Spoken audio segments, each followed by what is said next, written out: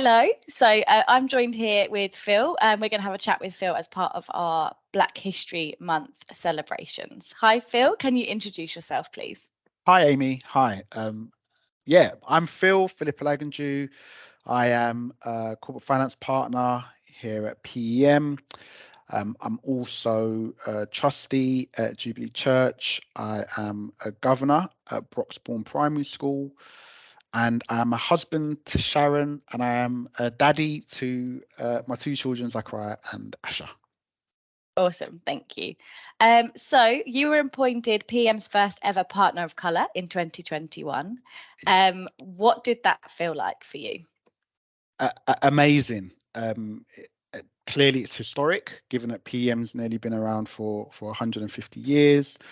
It felt poignant, but actually, in keeping with PM's culture of inclusion and equality, there wasn't a big deal made about the fact that I was the first partner of colour. It was just, you are a partner. You've earned this, I don't know, title or this promotion or whatever. Crack on. So no, for me personally, hugely important, particularly from a perspective of representation, from perspective of, if you can't see it, you can't be it. And so, the number of messages I got on social media and emails from people who were like, wow, you don't realize what this means for me on the come up or whatever. Yeah, hugely important and historic, definitely. Awesome, cool. And a big congratulations on your 5th nomination in a row for Dealmaker of the Year at the Insider Awards. Tell us a bit about what that means to you. Again, hugely important. And I will just pause and give a shout out to Lake Faulkner, who set up corporate finance here at PEM. When I joined the team, I wasn't leading the team, I was part of his team, reporting to him, but he gave me the platform, gave me the space to I guess become my own lead advisor. And so certainly the first 2 or 3 nominations were under Lake's leadership, so definitely owe him lots of credit and a big shout out to him. But for me personally, it's a huge honor, it's a huge privilege.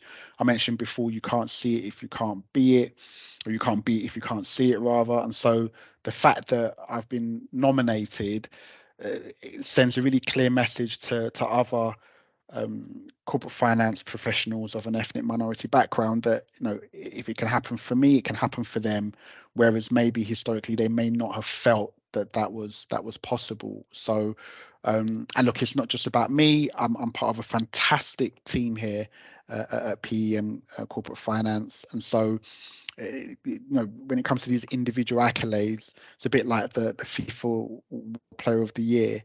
That player can't get there unless they're surrounded by a good team, right? And so that's exactly the same here. So for me to be nominated 5 years running, it is fantastic, but it's more so a shout out to the team for sure. Nice, cool.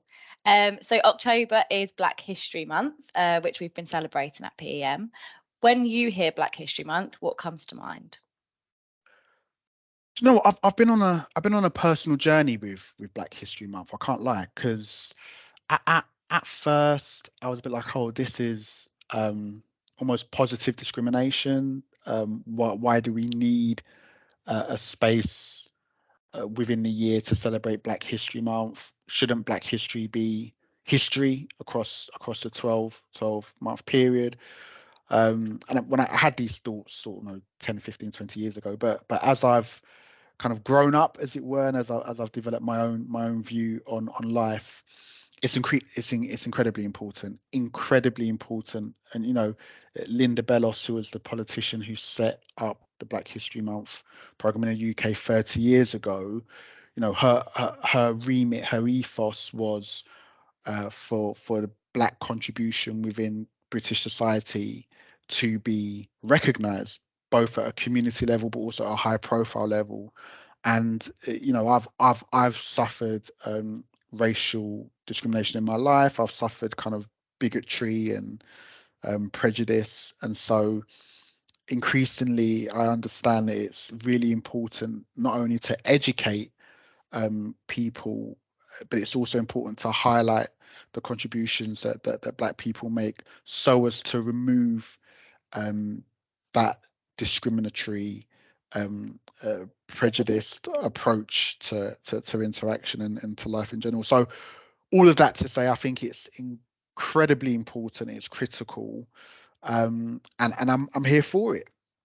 Here for cool. It. Nice. So this year's theme of Black History Month is saluting our sisters. I wanted to ask you, which Black women have been a source of inspiration specifically for you? Oh, Amy, we could be here for days and days and days. So many. Well, shout out my mum. My mum's a huge source of inspiration to me. You know, the example that she set for us growing up in terms of hard work, in terms of integrity, in terms of community, incredible. The sacrifices that she made for me and my brother and my sister, you know, just huge influence. My wife is mixed race, so our little family is like a united colours of Benetton family. My two children have a Black granny and a white granny, and so, but they just see grannies. They don't necessarily see differences. So you know, my wife is a huge inspiration for me. You know, the way that she navigates spaces, being half Black and half white, has certainly kind of illuminated my mind in terms of, you know, what it means to be of mixed heritage in the UK.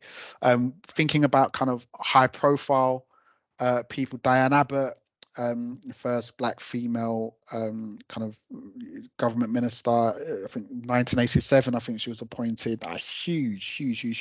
And you know, she's come in for flack in recent years, but we should never forget that the legacy that she's put forward is just incredible, absolutely incredible. Moira Stewart, I grew up with her, reading the news, and you know what that does for a little Black boy, just seeing a Black woman on TV as being normal. I don't know, it just makes you think, well, okay, no, equality can be achieved even in the backdrop of the cultural melting pot that was the 1980s. So shout out to Moira Stewart. I'm a GQ subscriber. I subscribe to GQ magazine.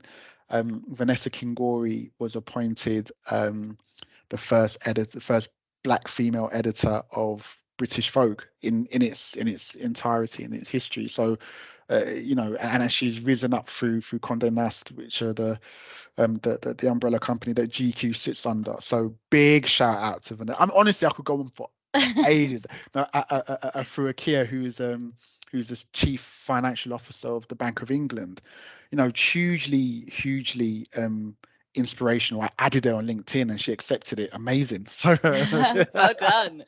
yeah, not stalking, I promise, not stalking. but yeah, so many, but there are a few that kind of spring to mind immediately. Nice. Okay, thank you. And then I guess to sum up, what message do you think Black History Month should carry for PEM and across PEM? Wow, what a question. I think if I take a step back and I think about, you know, why do we need a Black History Month in the first place? Well, it's about equality, it's about diversity, it's about equity, it's about inclusion, and these words can almost be downgraded as being buzzwords, right? They're very topical currently. But as I mentioned before, Linda Bellos, she established Black History Month movement in the UK 30 years ago. So that shows me that, you know, there's been a need for this type of initiative, these types of conversations for decades, for generations, right? And so when you draw that into a local level, when you draw that into PEM, you know, Black History Month is incredibly important so that we can celebrate cultural differences, so that, you know, the differences that we have shouldn't be feared, but they should be embraced and they should be celebrated, right? There should be no excuse for bigotry, no excuse for lazy stereotyping. We live in a world now where you'll be held accountable for the words that come out of your mouth. So, if people have grown up in a context where they haven't interacted with that many Black people, and the only idea that they have of Black people is one of Blacks being a monolith, and two of Blacks either being athletes or rappers or gangsters or whatever, things like Black History Month can just explode those ignorances, right? And so I think it's really important to have this space and have this time to create these conversations, for us to get to the point where we understand that we're all human, and yes, we might be different, but those differences should be celebrated and leveraged for good. And I think it's great that PEM have plugged into that, and I look forward to many more years of Black History Month being celebrated. Amazing. Thank you. I'm going to sneak one more question in. Yeah, go for it. Can you tell us a little bit about the mentoring that you do, and specifically why you've chosen to do that? Yeah, cool. That's a cool question. It kind of goes back to what I was talking about when we first started having this conversation around, if you can't see it, you can't be it. And so being appointed a Black partner, where frankly in financial services and particularly within corporate finance up and down the country, it's very rare to see a Black corporate finance partner, and then to be nominated several times for an award. What started to happen, Amy, was that kind of young Black men in particular would approach me and say, it's great, there's such visibility on LinkedIn, it's fantastic to see what you're doing. Can you give us a few pointers as to how to navigate some of the challenges in our career? How do we move forward? How can we get to where you've got to? Which is incredibly humbling for me, incredibly humbling. And so, when I was on a come up, I didn't necessarily have the platforms like LinkedIn or social media to be able to reach out to people. So if I saw someone of color doing well, it was usually from afar, and there wasn't a route for access for me to kind of tap them on the shoulder and say, hey, how did you do it? Can you show me how to?